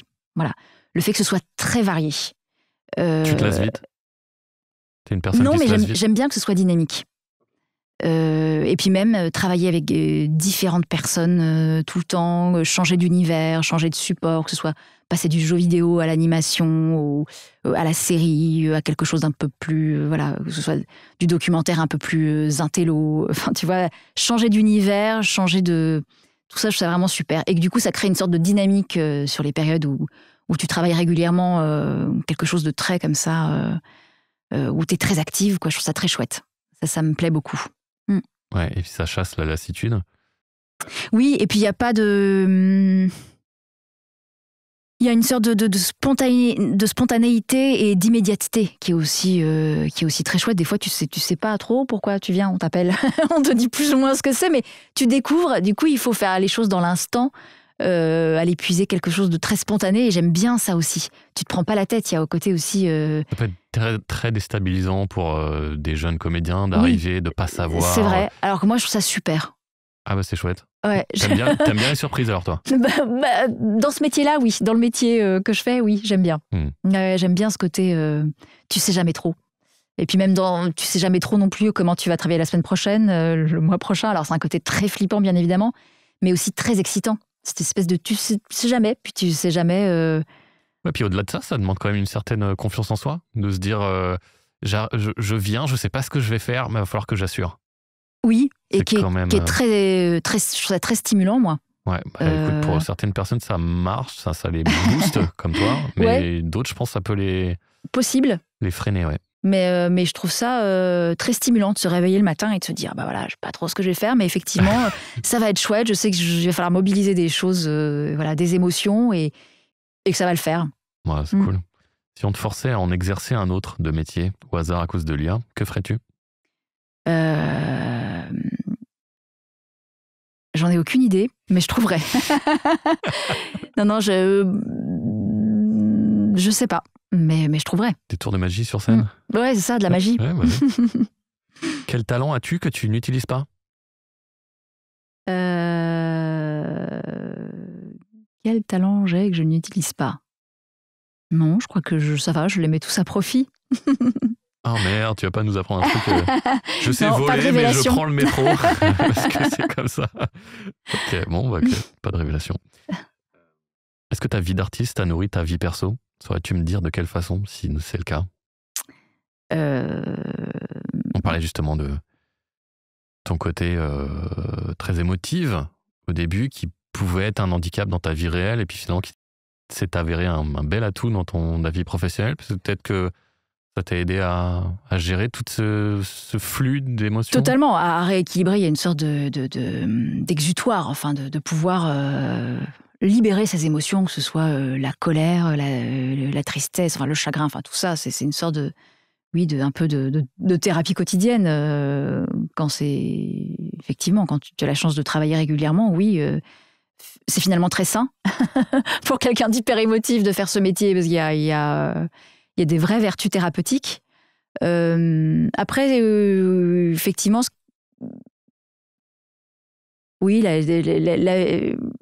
les deux sont toujours en corrélation. Effectivement, ta vie à toi et puis ta vie d'artiste, entre guillemets, il y a toujours une résonance qui est assez marrante, je trouve. Ouais, c'est le côté de vivre de sa passion qui fait que... Oui, et puis tu as l'impression, des fois, tu dis, ah bah tiens, c'est marrant, en ce moment, j'enchaîne tel type de rôle, et puis tu te rends compte que ça correspond à quelque chose de ta vie. Ah, t'es pas la première à me le dire, c'est marrant ça. Oui, c'est étonnant. Très étonnant. Ok, donc t'as des histoires de sorcières dans ta vie. Sans aller jusque-là, mais c'est vrai que oui, c'est étonnant, ouais. Quel est l'aspect le plus caché de ton métier, la chose à laquelle on ne pense le moins quand on le regarde de l'extérieur et qu'on s'en fait une idée arrêtée? Ah ouais, j'ai envie de dire, je ne sais pas pourquoi ça va dire, j'ai envie de dire les bruits de bouche. Mais le côté finalement très... Technique, mais même un peu sale du métier, sans aller jusque-là, mais c'est vrai qu'il y a les bruits de bouche, on n'y pense pas du tout avant de faire ce métier. Hein, tu te dis pas... Comment s'appelle la DMR, je sais pas quoi, le truc où ils t'endorment avec les bruits de bouche, là, ils font que des bruits de bouche. Alors moi, ça me stresse parce que forcément, des formations professionnelles, mais il y a des gens qui adorent ça. Ah oui, qui trouvent les bruits de bouche. La SMR, je crois, non? C'est pas ça? Je crois que c'est ça. D'accord. Bref, un truc comme ça. Non? Et donc là, t'as un mec derrière un micro qui fait... Ah oui. Que des trucs comme ça. Ah ouais. Alors ça peut être ça. Ah, ça peut être une reconversion possible pour moi. Carrément. Mais bien sûr. Et donc là, tu découvres effectivement que tu as des chointantes, des sifflantes, tu l'ignorais totalement. Bah oui. C'est quoi une chointante? C'est quoi une sifflante alors? Une chointante, moi j'ai pas mal de sifflantes. Ouais, les phrases à rallonge avec des S, merci quoi. Voilà, l'impression que tu joues du pipeau. C'est ça. Et l'ingé son, il fait ah. Et puis t'es embarrassé par ta salive aussi, ça, tu l'ignores totalement. C'est vrai qu'on n'y pense pas du tout, mais on parle de clics. Les clics, de clics, absolument. Et quelque part, tu livres quelque chose de... et c'est ça que j'aime beaucoup, sinon la voix, quelque chose d'assez intime qu'on n'imagine pas. Mais la voix, c'est très intime. Oui. Et moi, c'est ce que j'aime aussi dans les voix humaines, puisqu'on en revient à l'intelligence artificielle, c'est justement toutes ces scories, enfin tous ces résidus, toutes ces imperfections, et même le fait que bah oui, on entend la salive, on entend le souffle, mais on entend l'humain du coup. Et moi, c'est ce qui, pour l'instant, c'est ce qui me fera le plus quand j'entends quelque chose d'inhumain, donc de créé par quelque chose d'artificiel, c'est justement qu'il n'y a pas tout ça. Il n'y a pas toutes ces scories. Alors qu'on nous demande beaucoup de gommer, mais malgré tout, ça passe quoi. Évidemment. Et je sais que j'adore écouter tout ce qui est podcast, où on n'a que la voix, mais des vrais gens qui parlent, pas comme nous, pas des gens qui jouent quelque chose. Et je trouve ça fascinant. Je trouve par la voix, il passe tellement de choses. Tu consommes beaucoup de podcasts, alors? Mais j'aime bien. Et puis même, il y a une sorte de déformation professionnelle. Je m'en nourris beaucoup. Alors je sais qu'on nous autorisera jamais vraiment à sous-articuler, à faire plein de bruit de bouche. Mais moi, je trouve ça formidable. Et d'ailleurs, j'adore moi-même, j'adore les voix un peu chargées de choses comme ça, quoi. J'aime beaucoup ces imperfections. Ouais, bah c'est ce qui nous rend humains, tu le disais. Totalement, et qui disent tellement de choses, et qui laissent passer tellement de choses. Ouais. C'est un combat quotidien, tu sais, avec les ingé-sons. Je sais. De leur dire, non, garde-la. Et on comprend pas bien. Je fais, c'est très bien, c'est très bien. Oui. Et moi, je me plie évidemment à ces dictates. J'admets totalement qu'on me dise, ah bah non, là, je suis intense, sifflante, c'est trop sale, on refait. Bien sûr, je fais ma voix la plus clean possible, mais j'adore aussi quand on autorise à laisser passer l'imperfection. Bien sûr. Alors, j'ai balancé les ingés comme un gros lâche, mais il y a aussi les clients, bien sûr, qui nous font faire des retakes parce qu'ils n'ont pas entendu évidemment une lettre en plein milieu du mot. Bon, écoute, voilà. Très bien, les bruits de bouche, c'est marrant, ok. T'as des passions dans la vie? Des passions? Ouais. Mes enfants? Non. Ouais, c'est bien, bah écoute. Non, mais oui, tout ce qui est artistique, j'adore lire, j'adore aller au théâtre, le cinéma, ça reste très culturel. Tu vas à l'opéra, des trucs comme ça? Ou enfin en concert ou... J'aimerais y aller plus, mais c'est vrai que c'est hyper cher, donc... Mais je m'offre ce plaisir quand je peux, régulièrement, je trouve ça tellement... Le spectacle vivant? Formidable, ouais. Ah oui, je suis une grande spectatrice de spectacles vivants. Tu vois, j'aime tout autant être dans la salle que sur scène, où je suis beaucoup moins depuis... Ah ouais, tu prends ton pied autant spectatrice que... Oui, et c'est là où je me dis, bon, bah ça va, tu gères quand même assez bien le truc, parce que tu vois, je suis pas la comédienne qui va être dans son fauteuil en disant, putain, j'aimerais tellement être sur scène. La frustration, J'arrive très bien à être dans un... Pourquoi elle, c'est une greluche? C'est ça, j'arrive très bien à être dans un fauteuil de théâtre et à apprécier pleinement ce que je vois, surtout quand c'est quelque chose de formidable. Donc je me dis que ça va, tout va bien, je gère bien le truc. Bon, bah écoute, chapeau bas. As-tu déjà été marqué au fer rouge par une œuvre artistique dans ta vie? À laquelle j'ai participé ou... Pas forcément, mais ça peut. Ça peut. La première qui te vient en tête?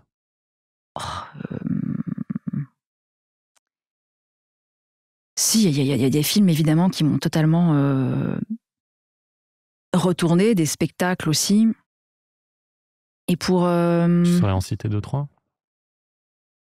Je sais qu'il y a ce film de Lars von Trier qui m'avait beaucoup marqué avec Björk, la chanteuse Dancer in the Dark. Ça m'avait vraiment...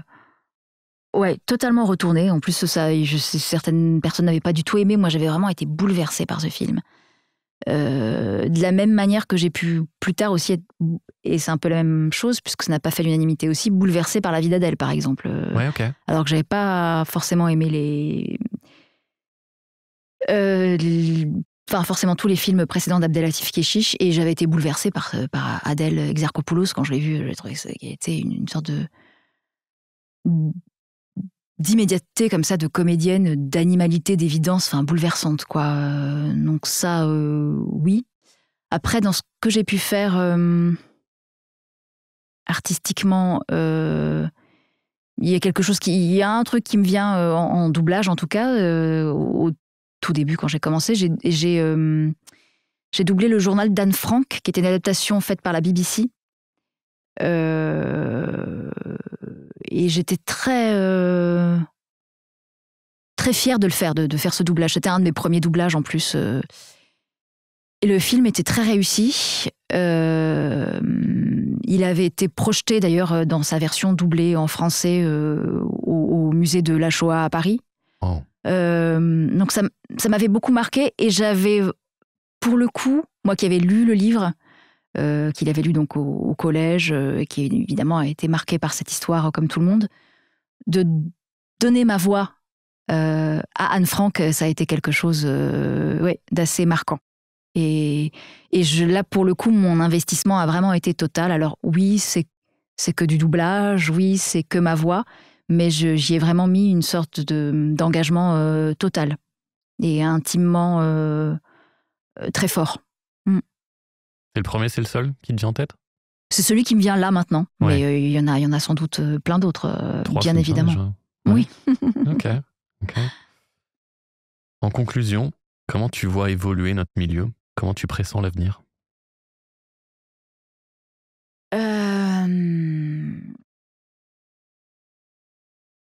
Je voudrais pas être pessimiste, même si je peux avoir un penchant à l'être, mais j'ai quand même l'intime conviction que l'humain est indispensable, enfin que l'humain triomphera. Et je le ressens, moi, quotidiennement, par exemple, quand je vais au théâtre ou quand je vais dans des musées, et je suis toujours, et de plus en plus, surtout après le Covid, touchée en me disant de constater qu'il y a autant de monde, d'horizons très différents, parce qu'on se rend bien compte qui sont en recherche de cette expérience humaine collective et qui est vraiment purement humaine. Enfin, là, pour le coup, le théâtre pourra jamais être remplacé par des machines. Cette expérience-là, elle est totalement humaine. On a des humains sur scène avec des humains dans la salle et il y a quelque chose qui vibre, quoi. Et ça pourra... Et le fait que les salles, parce qu'elles sont encore pleines, vraiment pleines, que les gens se font l'effort d'y aller, de payer leur place, et parce que c'est vraiment quelque chose qui demande un vrai investissement. C'est pas facile, c'est beaucoup plus facile de évidemment scroller sur son téléphone, mais que ça perdure. Je suis convaincue que ça durera éternellement, et que même si on est concurrencé par des machines, non, l'humain triomphera toujours. On a besoin de ça. Je pense que on est un petit peu en train de zombifier ou de spectraliser, c'est pas vraiment un terme, mais le monde avec les téléphones portables, justement. Et on se déconnecte de plus en plus les uns des autres. Donc, une expérience comme le théâtre, avec des vrais gens, et ça a encore plus de sens pour moi aujourd'hui. Totalement. Et je le ressens d'ailleurs, moi qui suis toujours beaucoup allée au théâtre, je le ressens encore plus aujourd'hui. Déjà, ça me fait plaisir de me retrouver dans la salle avec d'autres humains. Ouais. Puis c'est quand même chouette qu'on soit tous... Et puis on a tous... Même s'il y en a un qui tousse, même s'il y en a un qui... il y a quelque chose de... Et alors, je vais encore au cinéma, mais c'est vrai, moins, j'avoue. C'est les pop-corn, toi aussi. Le gars d'à côté qui bouffe. Et puis de te prendre la tête avec les deux personnes derrière qui vont parler tout le temps. Donc ça, effectivement, ça énerve. Ouais. J'avoue que ça me fait fuir parfois les salles de cinéma. Ou le Hollandais de 2,30 m qui est juste devant toi.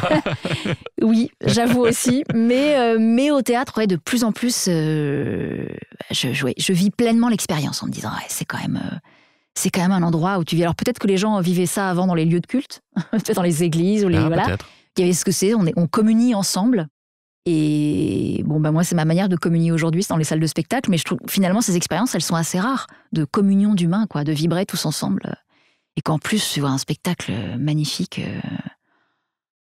Justement, tu parles d'expérience. Moi, j'ai eu la chance de voir les Misérables au Théâtre du Châtelet, là, en janvier, mis en scène par Ladislas Chola, qui est donc la personne avec qui j'ai commencé à faire du théâtre, qui est un de mes amis intimes.